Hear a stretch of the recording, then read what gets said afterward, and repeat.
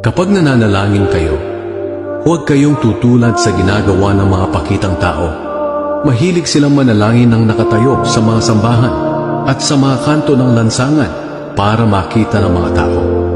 Ang totoo, tinanggap na nila ang kanilang gantimpala. Sa halip, kung mananalangin kayo, pumasok kayo sa inyong kwarto at isara ang pinto, at saka kayo manalangin sa inyong Ama na hindi nakikita. At ang inyong Ama na nakakakita sa ginagawa ninyo ng lihim ang magbibigay ng gantimpala sa inyo.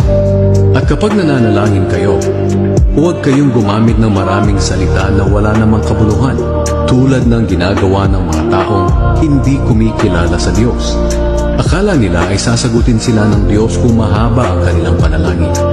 Huwag niyo silang gayahin, dahil alam na ng inyong Ama kung ano ang kailangan ninyo bago pa man ninyo ito hingin sa Kanya. Kaya manalangin kayo ng katulad nito: Ama naming nasa langit, sambahin nawa kayo ng mga tao. Naway magsimula na ang inyong paghahari, at masunod ang inyong kalooban dito sa lupa, tulad ng sa langit. Bigyan niyo po kami ng aming pagkain sa araw-araw.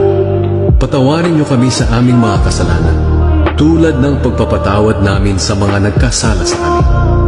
At huwag niyo kaming hayaang matukso